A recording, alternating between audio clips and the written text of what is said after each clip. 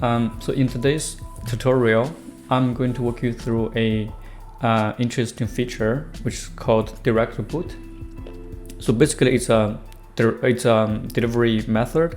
So basically, you pick up your order from a store, so online store, and then ask the staff to deliver that package to your to the boot of your vehicle. Hello, my friend. My name is Juntao. I'm a software developer, an author, and a creator. I help people write better code. I do that by writing blogs and articles or even books. And I also create videos for people who want to learn clean code, refactoring, test-driven development, and many other things in software development. Yeah, I enjoy to create this content to help people, especially for the beginners, to learn these fundamental techniques they will need in day-to-day life. If you haven't yet, please subscribe and turn on the notifications, so whenever I have new releases, you will get notified. Alright, that's actually a bunch of things are missing here. The first one is notify the store button. So when you click, so when it's ready, the button is clickable, and click I'm here, it should notify the store, which will send a post request to the API, and we can correspondingly dealing with that scenario, like if it's a success or a failure, things like that. That's for the button. Also, when the store is notified, we are going to hide the button because it's not needed. It's just really only text for the notified status. So obviously we need to fix that problem. And the second one is, so initially the button is disabled, and we send a request to fetch the status, and then we check it once. It's disabled again. So initially we will send a request to check the button status, but maybe by the time we send the request, it's not ready yet. But in the next second, or like after, I don't know, maybe 3 seconds, it's ready. But on the UI, the button will always grayed out. You cannot actually click it unless you refresh the page, which is impossible on the mobile devices. So we kind of need a periodically checking until it's actually ready or something went wrong. So it's kind of a state machine there.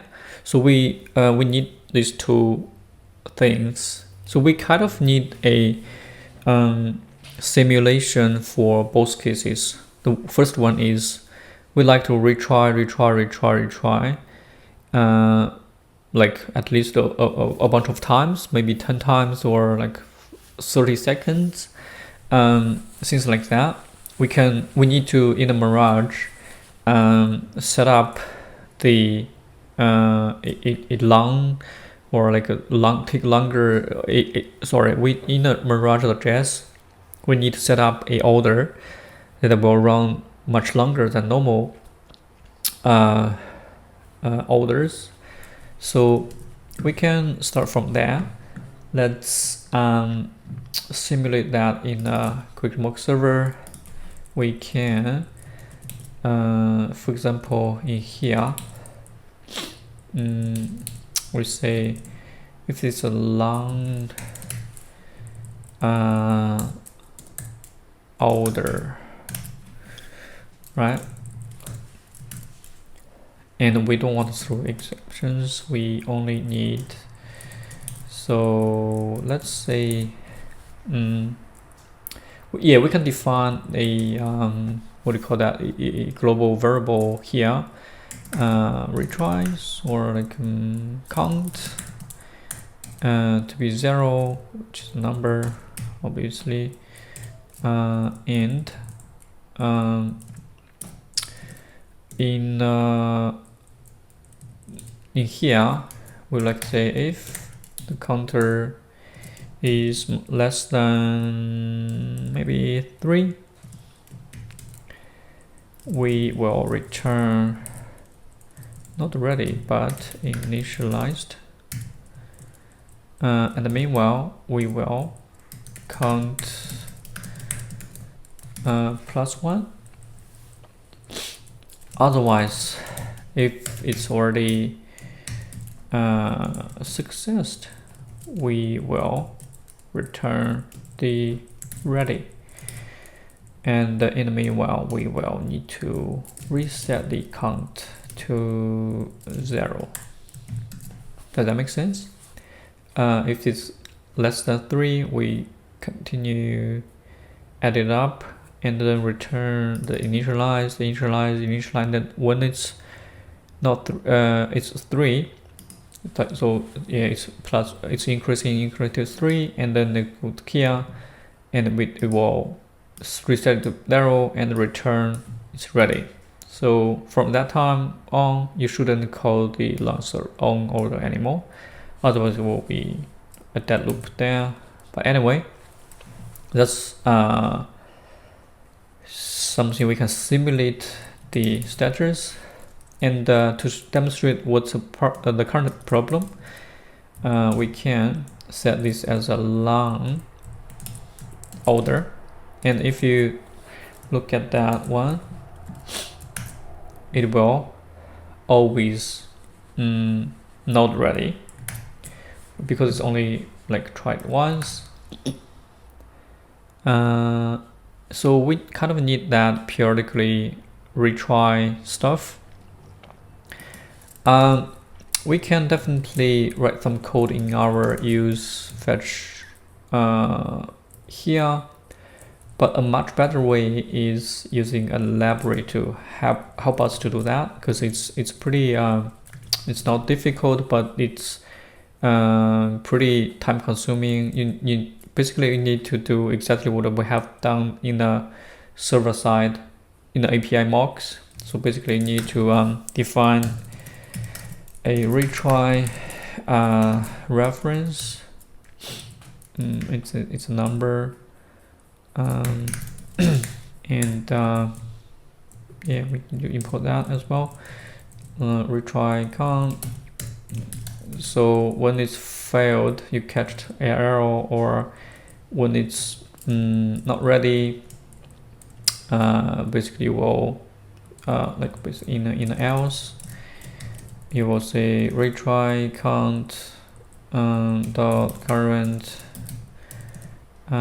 equals to, yeah, just like in like minus +1, things like that. It will like retry, and then you probably will need some code here, like if the retry count is not, you need to set a interval here, checking if the count is not 3 or 5 yet, please continue to retry, things like that. But instead of doing this manually, we were going to use the React query. That will simplify our code much easier. So React query, that's super easy to use API for us to manage this kind of retries, interval requests, and so on. So firstly, to use this library, you need to install the package first, right? Just like an installation. It's pretty standard. We have this already, so let's install that and save the dependencies in our local. So React query, we added it, and then the quick start, you basically need to wrap your application inside a provider, and the only parameter required by the provider is the client. So client, you just simply create or new a client object and pass it in and wrap your application, and that's it. And then you can use that client from any child nodes, but we will get that in a minute. So let's firstly create this whole thing. So get so we need query client provider and the query client. So in our application, which is in here, so we need a new query client, right? And then give it a variable name, query client, and we basically need to wrap around our query client provider. Is that what it's called? Or yeah, query client provider, and wrap our component in it, and yeah, obviously we need to import this first, which is like so, and we will pass in the client as query client. Yeah, basically that's what how you set it up to be able to use the query client providers. And all these are from this 10-stack React query. And after that setting up, we can easily in our hooks in the use fetch order using this use query, which is the API, the only API we will go to use in our query here. So basically, the use query need two parameters. One is a key, like what kind of it's kind of an ID of that query. So later on you can reference that query. By saying query, I mean request, like fetching order is a query. So we can call it a fetch query or fetch status for fetch order status query, and then you give it function to actually doing the fetch work. It's a very nice split here. So basically, when you use the use query, it doesn't matter you use XOS or use a humble fetch or any other libraries to do the actual fetch work, but it will help you to do the cache, the retries, error handling, different, like what do you call that, the focus on the window. Sorry, when you focus on the window, it will try to refetch and evaluate your queries. Yeah, things like that. We're not going to touch too much at this video, but yeah, we will. We're not going to touch that much details in this video, but yeah, we're more only focusing on the query stuff. So in our case, we firstly need to kind of extract this into a function first, which is a query function. That's pretty straightforward. We call it fetch order maybe, and give it a order ID, which is a string, and then we will simply do this.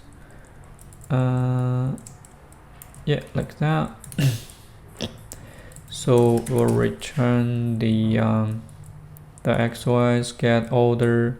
This is fine. We will. The only thing we're going to we need is if it's if the return status is not ready, we will treat it as an error. So if it's not if it's ready, we return the data itself. Otherwise, we will throw an error like fetch error maybe. So that way, when the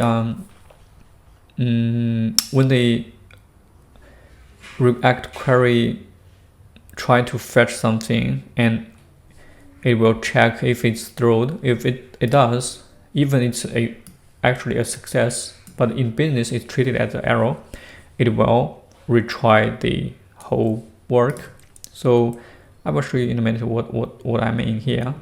So let's say return. So we will use use query, and we will give it a key here, which is what do you call that? Fetch query, fetch order. And the second one is the actual function, right? So we use a fetch order as function, and then we give it a option, which will be the retry stuff, and we don't need this whole thing. And the only thing we probably need is the what do you call that? The arrow handling on arrow. So when whatever arrow happen, we will sorry, it should be something like this. When whatever arrow occurred, we will set the status to the arrow. That's the only thing we will need. What is this one? Okay, yeah, okay. This is need to be an array inside array. That's just how they format the whole thing. Okay, let's say retry 10 times maybe. Oh yeah, okay, here we need to pass in the actual function for that order ID. Okay, so now we have this use query. So from here, what we can do with that is we can actually get the status, the arrow, and the data from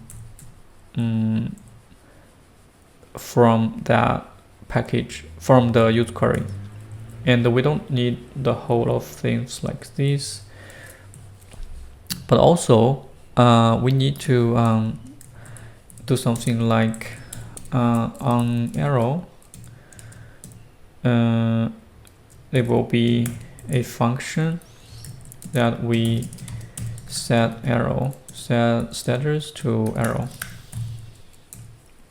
And also we would like to say on success, right?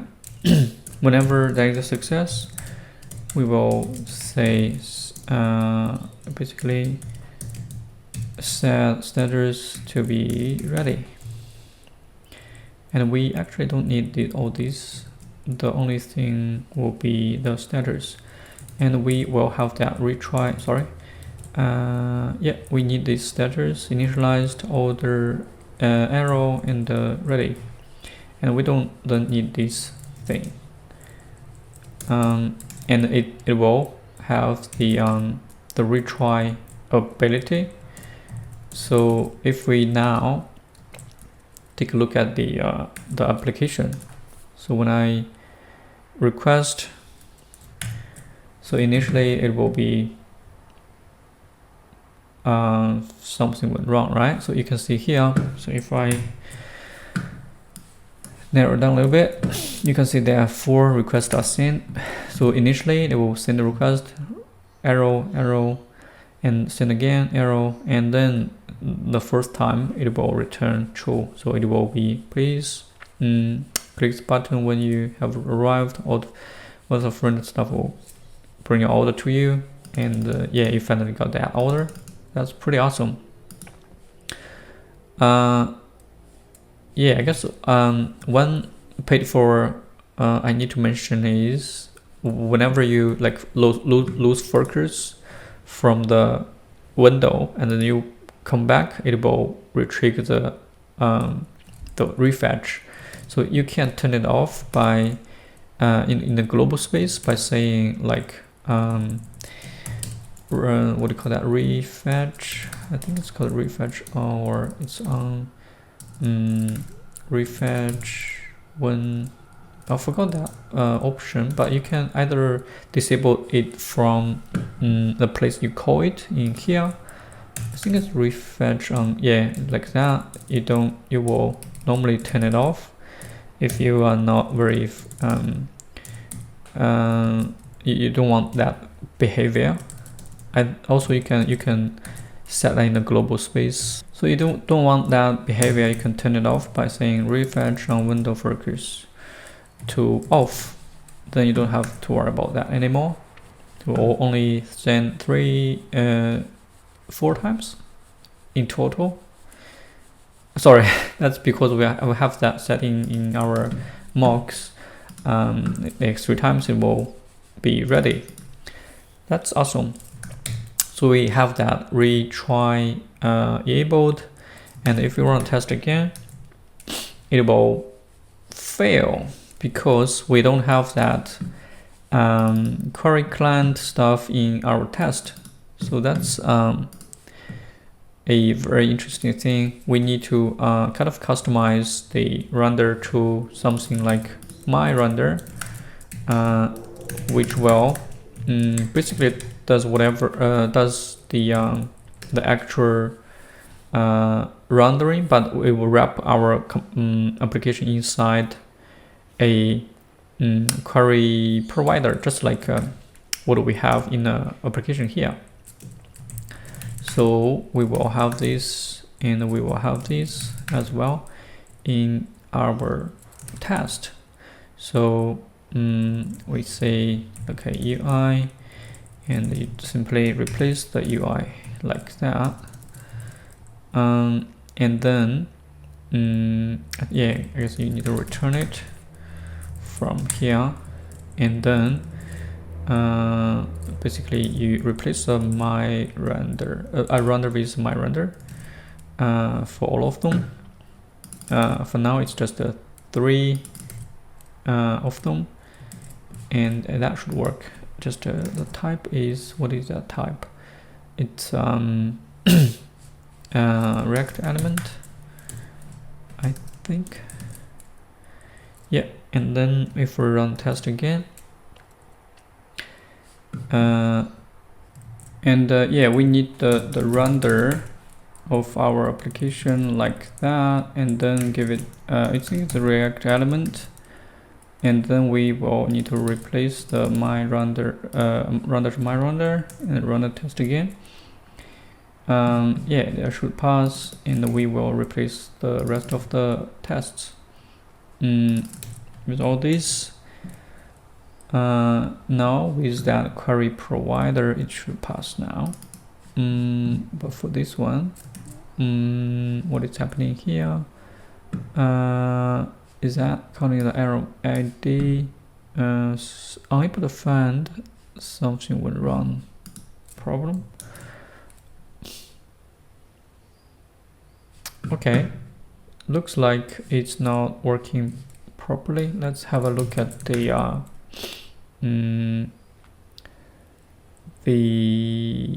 inner application, how it looks like. If this is long order or this one is error ID, and let's see what is happening.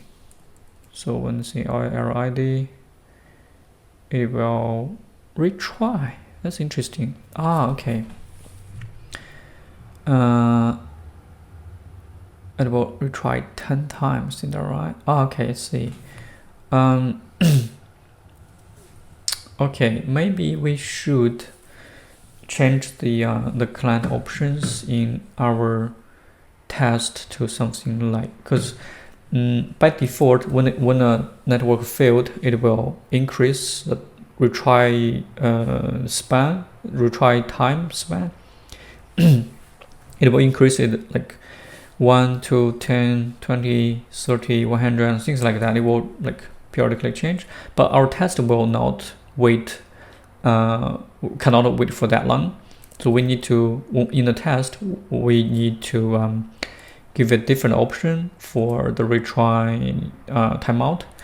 So yeah, let's do that in our test. We will need to, in the test, we want the query to be something like default option retry, what do you call it, retry timeout. So yeah, we will need to modify the config here, which is default options for queries, retry delay will be 0. We don't want to delay in the test. So we run test again. It's still failing for that third one, because maybe we're not waiting long enough here. So let's make a timeout in here, 3 seconds. And yeah, it will pass again, and we'll run all the tests. Yeah, this one is like, because it's retrying, and even this it got an error, it will keep retrying for that period of time. You can do that by adding a timeout there, because it's kind of an integration test already. And I guess you can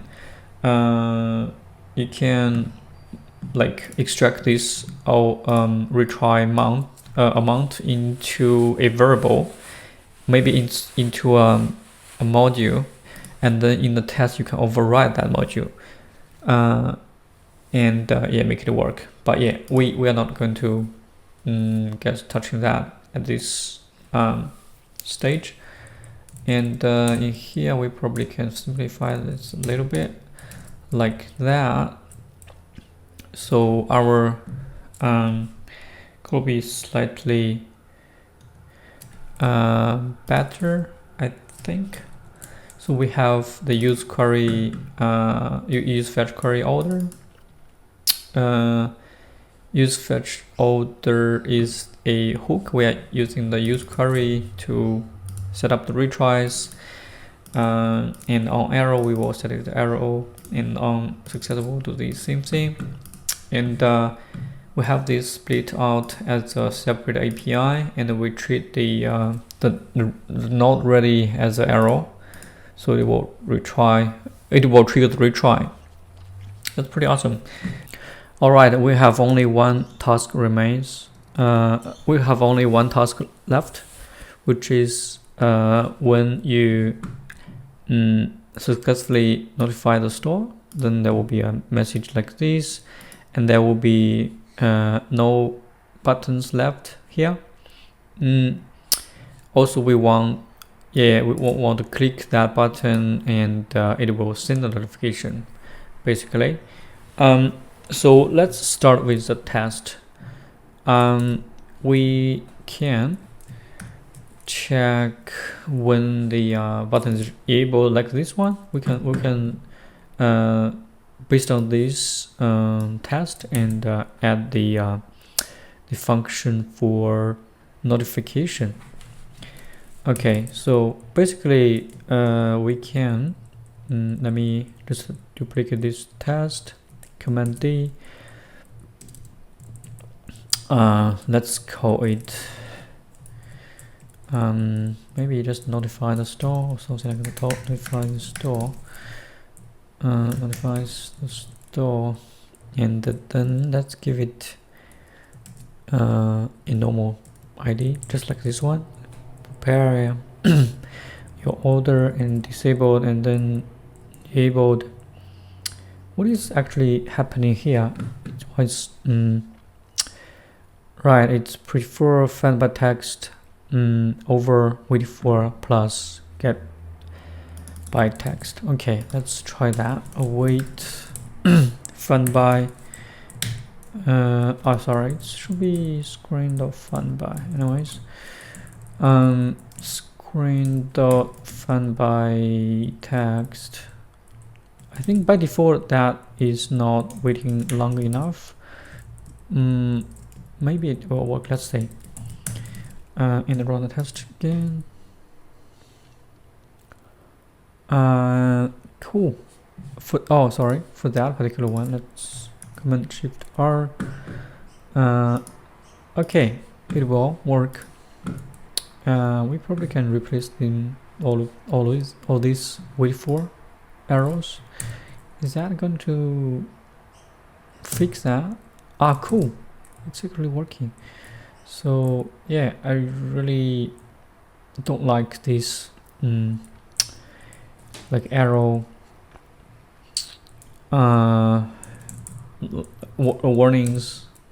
Maybe it will work. Let's see. Okay, yeah, so by default the fan will not have the timeout settings, so it might not working for this particular case.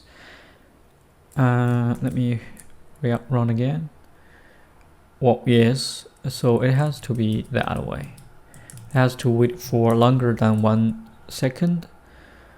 Yeah, so I will leave that one for now.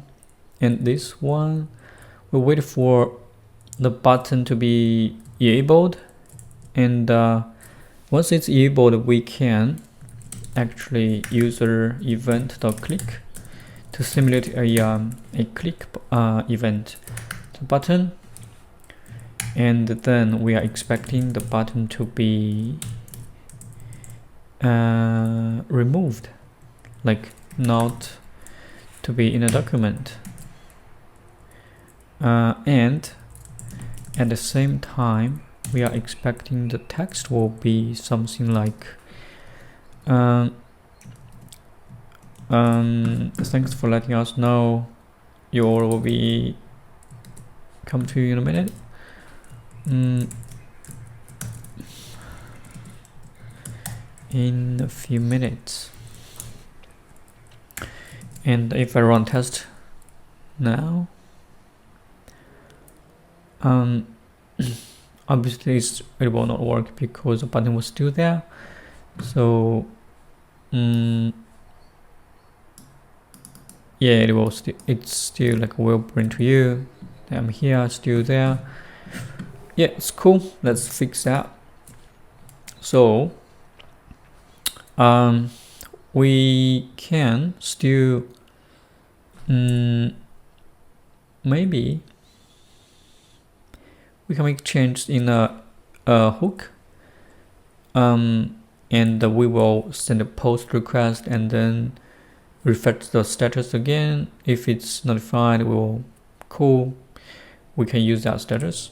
And if something went wrong, we can reset the arrow again.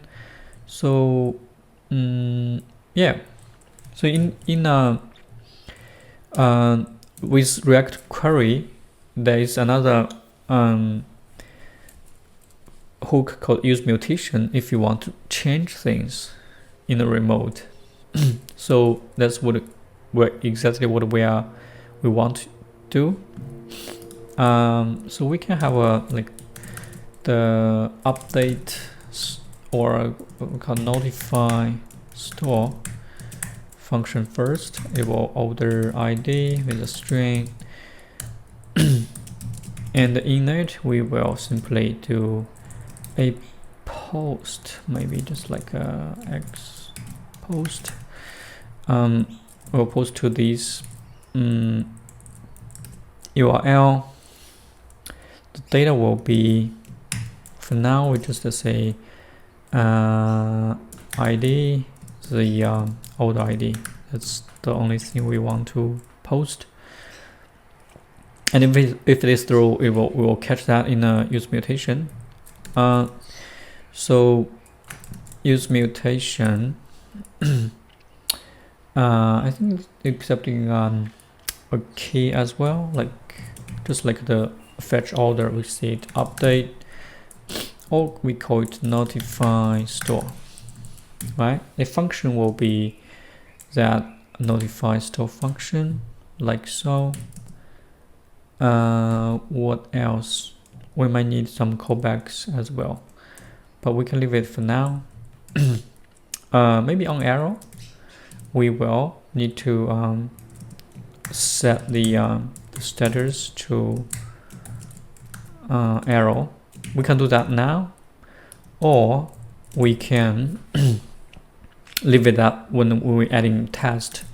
So at least for the successful case, we will set the status to notified, something like that. It's a new status, and we will give this mutation a name, like what do you call that? Maybe we can extract something out from it. Mutate, right? So this mutate is the function you will call when the user actually click the button. So it will be registered as an onClick event. We'll give it a better name here. Let's say notify store.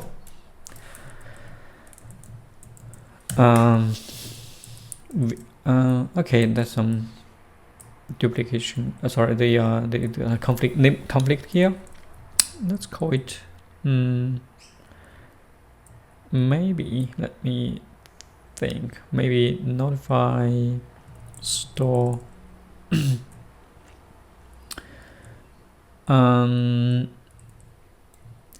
notify store, maybe we call this one modify store, just revert this a little bit. We call this notify to something like let's change all of them. Send notify store. I like that. And then we call this one a notify store, and we will return that to the component. So with that, when you click it, it will send a request to the remote, and then here we will simply get that. And for the button, because we want to, when it's ready, on click, we will send that notification. So let's pass it on to that function for now. So it will be something like this.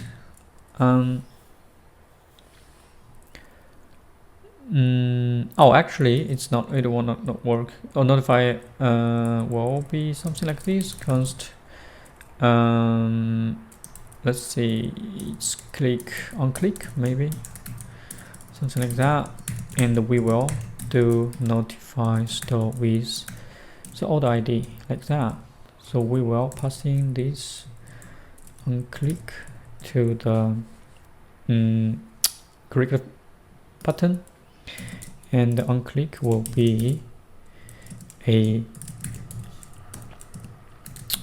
function like that.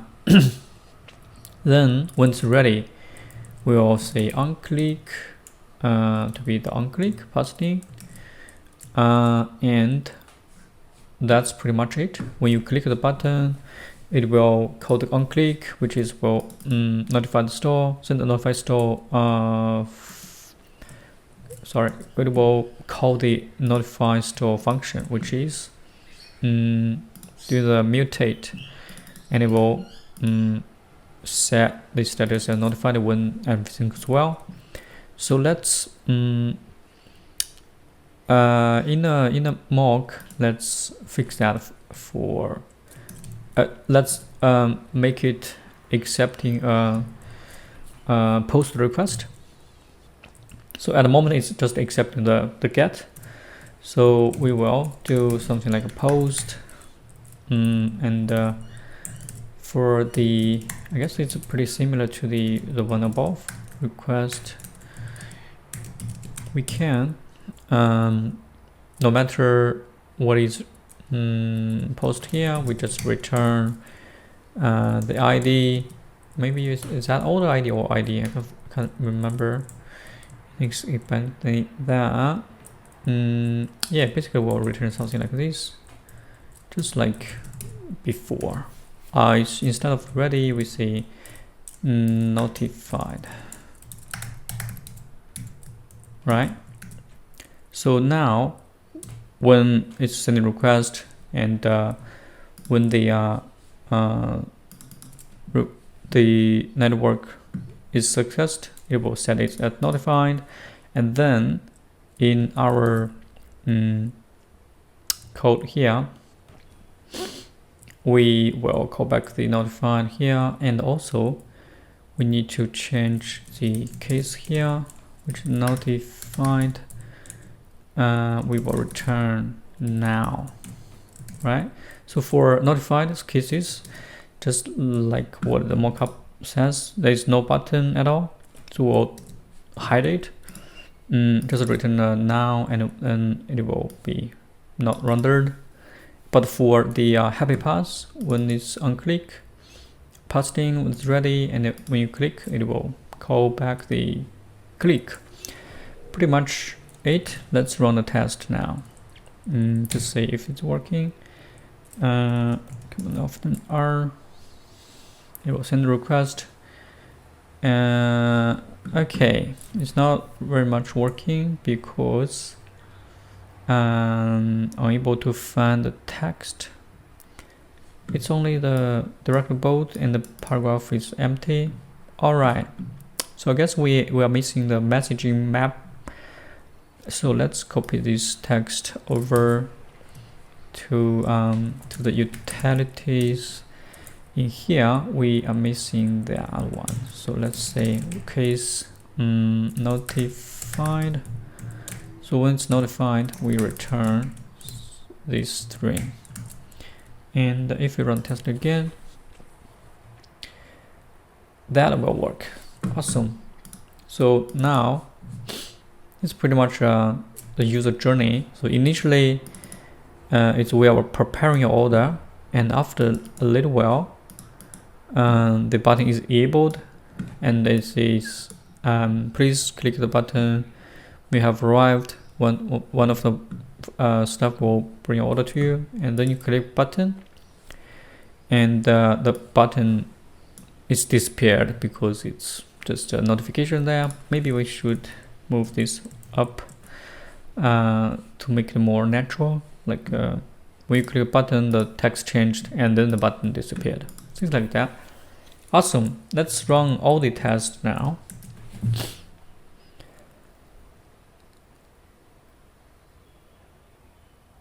Cool. All of these 4 tests are passing.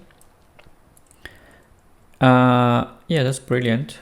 We probably can have one more for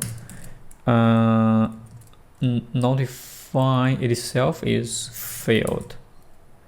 For example, we can create another one. Let's say order ID.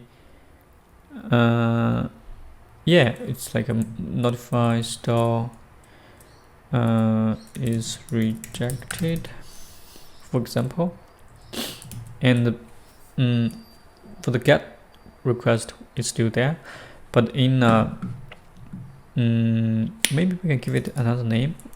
Let's say unreachable order ID, and in the hook, in the mock, we can say that if the ID is not reachable, let me extract this as a ID first, so that we can use the ID here. If it's unreachable, we will return a new error. Yeah, basically it's not error, it's response with the maybe 500 and message the order is not valid, so order ID is not valid, right? It's if you send a request to this particular ID, it will reject the request. So now if we are in here, the mock for the first part was still working, and disabled and enabled, and then we click a button, something went wrong. So now we will need to see the this part in the code. So let's do, we click a button, instead of doing this happy pass, we will check this to be in a document. Okay, let's run it again. Yeah, obviously it will not work because we're not handling the arrow.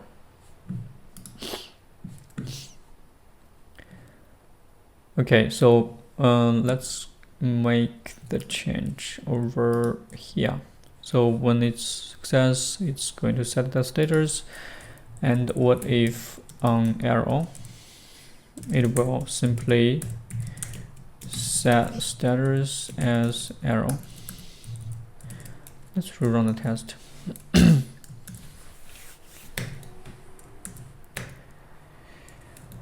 Go back to the test and run it. Should reject that. Oh, sorry. Yeah, okay. This notify the store is rejected. And let's run all the tests now.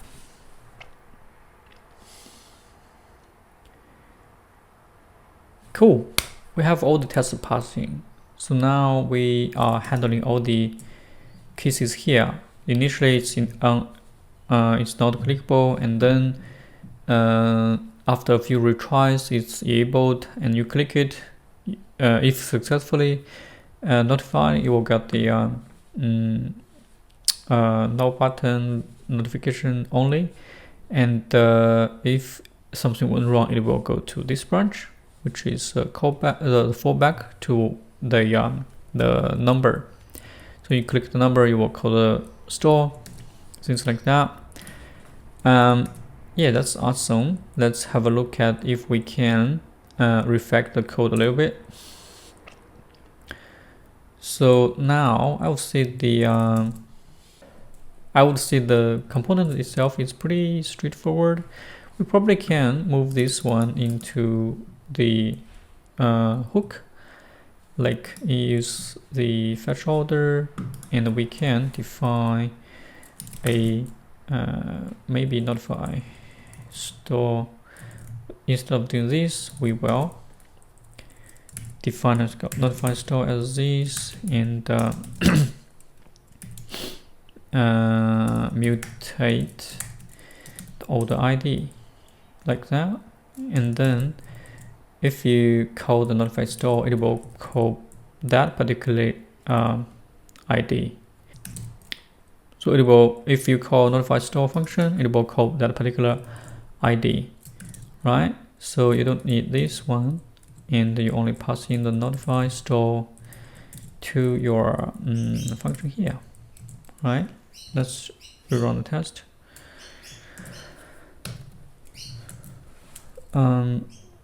Control R. Cool, still working. And in component, I think it's pretty easy to understand. Yeah, maybe we don't have to do anything to it. And yeah, maybe we can change the button to a link that using the HTML telephone attribute to make it like when you click it, it will make a phone call stuff. But yeah, other than that, it's pretty good. We have much better API now. It's doing what is expected. Maybe we can move these two functions into a API stuff, a kind of file, and then yeah, let's do that. So I guess this one and the one beneath can go to a function like, I don't know. Yeah, let's do that. So these two functions can go to a let's see, an older API maybe, and .ts that will do all the API related work, like send, request, get, response stuff. And in here, I reckon we can rename this hook into something. Maybe we call it use order instead of use fetch order, because it will do change order as well. So maybe use order. Yes, change the file name as well. And in a function here, it will be much simpler. That's pretty cool. Yeah, that's it. I think it's pretty in a good shape already, and we probably can keep the current code. I'm not super happy with this one, but I guess that's also fine. We can set some global timeout for jest for the React testing library, and then get rid of the timeout option like this, and using the fand API instead, like this one. Then it will be much more readable. Yeah, I think our current code is in a very good state. We might need to restructure the page. We might need to restructure the file structures, like create a few more folders, components maybe, and we can move these two inside components, for example. And we also may have another folder called, I don't know, mocks, and for the curriculum mock server can go to the mocks. What else? Yeah, the hooks maybe. We can have hooks, and then move the use order into the hooks, and API. Yeah, it's not a big deal for now because we don't have that much files. But if you just imagine that we have this and the payment section, just like what we have learned in the previous videos, all those actually from the same project, as you might say, and it will make more sense to, if we have these all components or payment, roundup, logic, and these order status things all together, that will make more sense to have different folders for components, only for views, hooks for the status, and then you might have some mock folder for the service mocking, and yeah, basically maybe CSS can be a separate folder, things like that.